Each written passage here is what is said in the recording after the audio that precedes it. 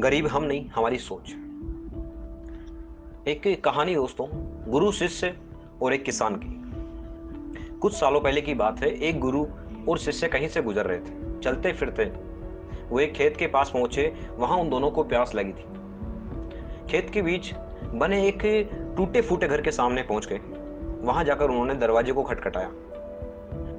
गुरु और शिष्य पहले से चौंके हुए थे, क्योंकि खेत बहुत ही बड़ा था और अच्छी और उपजाऊ जमीन भी थी।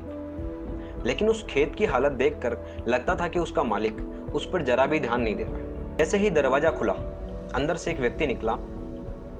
उसके साथ उसकी पत्नी भी निकली और 3 बच्चे भी उनके साथ थे। सभी फटे पुराने कपड़े पहने हुए थे। गुरु ने बहुत ही विनम्र आवाज में पूछा, क्या हमें पानी मिल सकता है? आदमी ने गुरु और शिष्य को पानी दिया और पानी पीते पीते गुरुजी बोले, मैं देख रहा हूं कि आपका खेत इतना बड़ा है, पर इसमें कोई फसल क्यों नहीं बोई है? आखिर आप लोग अपना गुजारा कैसे चलाते हैं? आदमी गुरु से बोला, गुरुजी हमारे पास एक भैंस है, वो काफी दूध देती है। दूध बेचकर कुछ पैसे मिल जाते हैं और बचे हुए दूध का हम सेवन करते हैं। हमारा गुजारा ऐसे ही चलता रहता है। शाम होने आई थी और काफी देर भी हो गई थी। गुरु और शिष्य ने सोचा, आज की रात हम यहीं पर गुजारा करेंगे। उन्होंने उस आदमी से अनुमति ली और वो वहीं पर रुक गए। आधी रात हो चुकी थी।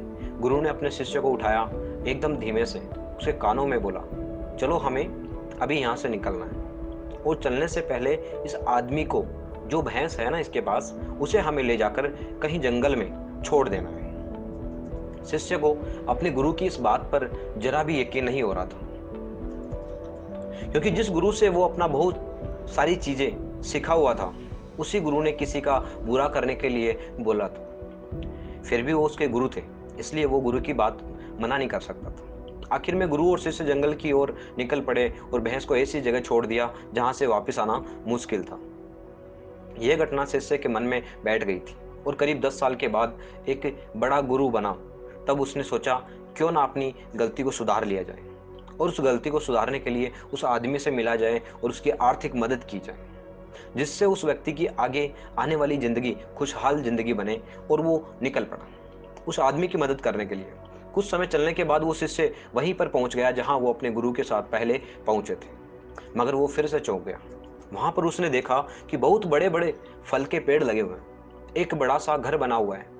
शिष्य को लगा शायद भैंस के चले जाने के बाद वो परिवार सब कुछ बेचकर चला गया होगा, इसलिए वो वापस लौटने लगा। तभी उसने उस आदमी को देखा। शिष्य उस आदमी से बोला, शायद आप मुझे नहीं पहचानते, लेकिन मैं आपको सालों पहले मिला था। उस आदमी ने मायूसी से बोला, हाँ हाँ हाँ, कैसे भूल सकता हूँ उस दिन को। आप लोग तो बिना बताए ही चले गए। उस दिन ना जाने क्या हुआ। जो मेरी भैंस थी वो जाने कहाँ चली गई और आज तक नहीं लौटी। कुछ दिनों तक तो मुझे समझ ही नहीं आया कि क्या करना चाहिए और मैं क्या कर पाऊंगा, पर जीने के लिए मुझे कुछ तो करना ही था। तो लकड़ियां काटकर बेचने का मैंने काम शुरू किया और उससे कुछ पैसे इकट्ठे किए, और जो भी मेरे पैसे थे उससे मैंने अपने खेतों में फसल उगाई। आखिर में मुझे अपनी मेहनत का फल मिला। फसल बहुत ही अच्छी निकली। बेचने पर जो पैसे मिले उससे मैंने फलों के बगीचे लगवा दिए। वो काम बहुत ही अच्छा चल पड़ा और इस समय आसपास के 1000 गांवों में सबसे बड़ा फल का व्यापारी मैं ही हूँ। सचमुच में ये सब कुछ ना होता अगर वो भैंस चली नहीं गई होती, क्योंकि उसी के कारण मैं लाचार था और उसी के कारण मैं और कोई काम नहीं करना चाहता था। उसके जाने से मैंने नए रास्ते निकाले जिससे मैंने पैसे कमा सकता था, और आज मैं एक बहुत ही बड़ा व्यापारी बन चुका हूँ। शिष्य बोले, लेकिन ये काम तो आप पहले भी कर सकते थे। आदमी बोला, कर सकता था, लेकिन तब मेरी जिंदगी बहुत मेहनत से बिना भी चल रही थी। मुझे कभी लगा ही नहीं कि मेरे अंदर भी इतना कुछ करने की क्षमता है, इसलिए मैंने कोशिश ही नहीं की। लेकिन जब मेरी भैंस चली गई तब मुझे एहसास हुआ कि मैं दूसरा काम भी कर सकता हूँ, जिससे मैं अच्छा खासा पैसा कमा सकता हूँ और मेरे बच्चों और पत्नी को और अच्छी ज़िंदगी भी दे सकता था। इसलिए मुझे कुछ ना कुछ तो करना ही था, और मैंने तब ठान लिया था कि अब मैं जो भी करूँगा पूरी मेहनत के साथ करूँगा, अपने दम पे करूँगा, और इसलिए आज मैं इस मुकाम पर पहुँच चुका हूँ।